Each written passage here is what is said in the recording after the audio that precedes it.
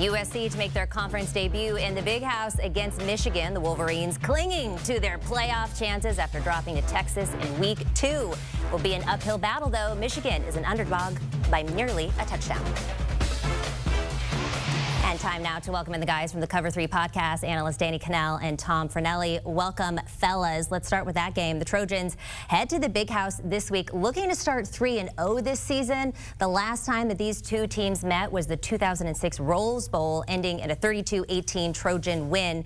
Danny, how does USC ensure that Michigan's dream of defending their national title slips just a little bit further away? Katie, they got to make sure they can match the physicality, something that Texas did just a couple weeks ago, going into the Big House and imposing their will, moving the ball at will through the air and on the ground. And I think that's going to be the challenge for them. But on the flip side, for USC's defense, the changes that Michigan has made at quarterback with Alex Orji, I think it's very clear what they're going to try to do. They're going to put the ball down, and they're going to say, we are going to run the ball down your throats, USC, and what are you going to do about it? And USC's defense, it does look much improved. They played really well, tackled well against LSU in that opener, pitched a shutout against Utah State, but this will be a different type of battle they'll be facing against Michigan. They better have their chin straps buckled up, because I think this is going to be a physical affair where Michigan tries to impose their will. Yeah, I think the other thing that's going to be very important for USC if they want to go on the road and get this win is how well will Miller Moss play, because we have seen him play very well in his 3 starts going back to last year's bowl game against Louisville. But there's an easy argument to be made that this will be the toughest defense he has faced, and it will be the most difficult environment he has played in as USC's starting quarterback. This is a Michigan defense that we saw get a bit picked apart by Texas a few weeks ago, and they didn't really bring as much pressure in that game because of the way Quinn Ewers is able to, beat a blitz. He's a very smart and experienced quarterback.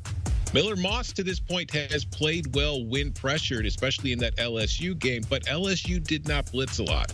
I'm expecting we are going to see Michigan be very aggressive with blitzes and try to confuse him pre-snap to see if they can get him into some mistakes. And as Danny mentioned, once Michigan gets the ball with Alex Orji at quarterback, they are going to look to control the clock on the ground to keep that USC offense off the field as much as possible. So will that Trojans defense be able to stand up against that Michigan rush attack, or will they just be able to stack the box because they have no respect for the Michigan passing game? With Alex Orji stepping in, we have seen him play for Michigan before, but what we haven't really seen is a drop back passing game when he's in there.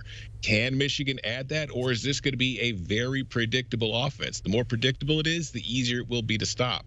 All right, well, they got to buckle up their chin straps because the blitz is coming. On the other side of the ball, and you both mentioned this, the Michigan Wolverines have Alex Orji as their starting quarterback against the Trojans. Some are saying that this move had to be made as Orji was viewed as the front runner throughout most of the preseason. Tom, what are your thoughts on this QB switch-up? I just hope they stick with it. Like, if Davis Warren was the better quarterback over the summer and into fall camp and he earned the job, great, but he clearly was not playing very well, and they were doing the musical chairs act where Warren would start, but then Orji would come in for certain packages or certain situations. And I just hate when teams do that. It's one thing when you have a solidified starter who doesn't really have to look over his shoulder worrying about if he's going to lose a job. When it's 2 guys who are still competing for the gig, it leads to problems, particularly in this instance where the offense Michigan runs with Davis Warren is different than the offense they run with Alex Orji. One is more of a pro-style traditional Michigan offense, and the other is more of a kind of read option rushing attack in which the quarterback is another rusher. So as far as Orji coming in, there's an argument to be made that the personnel on this Michigan offense is better suited to Alex Orji simply because the plan all offseason was for Alex Orji to win the job, but the fact that he wasn't able to do it is worrisome. So he's getting the shot now, and I don't know how it's going to go. My suspicion is if Michigan wins this game on Saturday, it will because their defense played an outstanding game. But whatever Orji does in this game, if he performs well or performs poorly, I think the most important thing Michigan can do is stick with him going forward and just choose a QB and go from there. Totally agree with you, Tom. You know what'll get you benched in a hurry? When you have 2 touchdowns against 6 interceptions. That's what Davis Warren had. 3 of them came this past weekend against Arkansas State. We were watching the game with the college football pregame crew in there with Jeremy St. Louis and Damian Harris and Cardell Jones. And we're sitting there like, why are they even trying to throw the football? They were moving it at will on the ground. And I think they were trying to develop a pass game and trying to get some confidence in Davis Warren. Instead, he's throwing the ball up for grabs. He was very careless with the football. And that's just not a recipe for win on a team that, has great weapons around you and doesn't have as many questions as they have to answer on the offensive side of the ball. So I think this was really an easy decision. When Alex Orji came in, guess what he was doing? He was running with the football, did have a couple nice touchdown passes that were very simple and easy because they were running the ball. And I think you made a great point. This is an offense that was pretty much built around Alex Orji all the offseason, and he came up short. What you're hoping, if you're a Michigan fan, if this is somebody who, when the lights are on, when it's live action and you actually have to tackle him, because it's different in practice when you're not tackled, is that's when he's at his best. And so that's what you're Michigan. If you're hoping with that advantage of guys actually going to bring him down, that Alex Orji settles into this offense. He's not going to air it out, but that he gives you some form of passing game to complement a really physical ground game. All right, well, we hope he is successful. He does make his debut as a 6-point underdog against the Trojans. Next up, number 24, Illinois takes on number 22, Nebraska. Both undefeated, but flying a bit under the radar. The Huskers have been riding a wave of momentum heading into this matchup. They cracked the AP Top 25 poll for the first time in 5 years ahead of the week. Tom, you had mentioned a few weeks ago that expectations on Nebraska. What could go wrong? What's your thoughts on this matchup? This is a huge game for Nebraska to have it on Friday night in the spotlight against another ranked team in Illinois who was, like you said, kind of flying under the radar. Nobody really thought this team would be 3-0 either. So this is probably the biggest test Nebraska has faced. I know they had the Colorado game a couple weeks ago that had all the spotlight on it because it was Colorado, it was Shedeur Sanders, but Colorado is not a very good football team. It's not as good as the Illinois team that they will be facing on Friday night. And I think this is a moment for the Cornhuskers, and particularly freshman quarterback Dylan Raiola, to announce themselves to the nation as a team. Raiola has been very good for a true freshman. He's been very composed. He is not making mistakes. More importantly, he does a terrific job of getting the ball out quickly. But to this point, Nebraska hasn't asked him to do a whole lot. Most of the throws he's thrown have been kind of short passes, letting his guys do stuff after the catch. But I do think this is an Illinois defense who we have seen so far through the first 3 weeks of the season has forced a lot of turnovers. They made life a nightmare for Jalen Daniels a couple weeks ago. They picked off a few more passes against Central Michigan this weekend. They do a very good job of confusing quarterbacks and baiting them into mistakes. With the lack of experience of Raiola and this being the best defense he's faced so far, will we see him baited into those same mistakes, or will Nebraska lean more on its run game than we've seen so far? Matt Rule in Nebraska, they've answered some questions about the team this year. They haven't answered all of them, and probably the biggest one is how do they do in tight ball games? Remember all the one-possession losses that they had, and it goes back to the Scott Frost era and continued over to Matt Rule.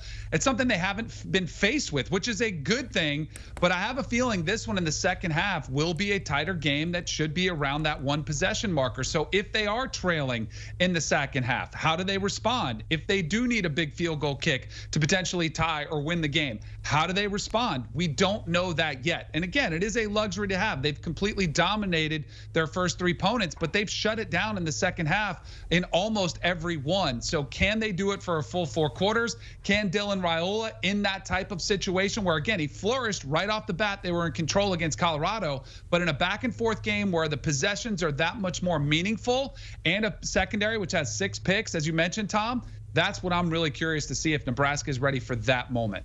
I know the Carolina Panther fans are probably looking at Matt Rule's record right now and wondering, why not us?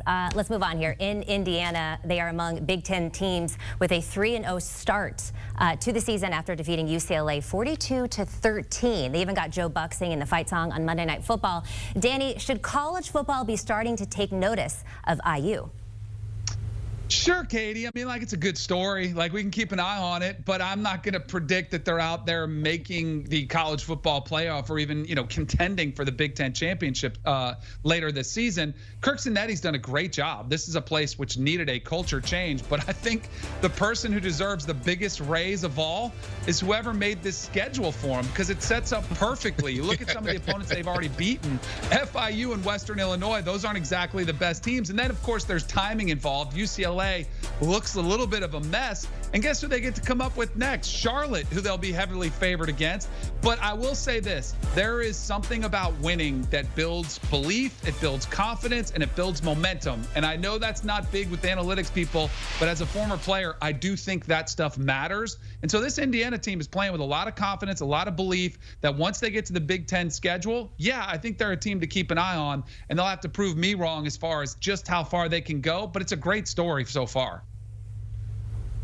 Listen, who you play matters, but what matters far more is how you play. And the Hoosiers have not played a great team yet, but they have treated all those bad teams on the schedule like bad teams. They have dominated from the start, and I mean literally dominated from the start. They have not trailed for a single snap all season.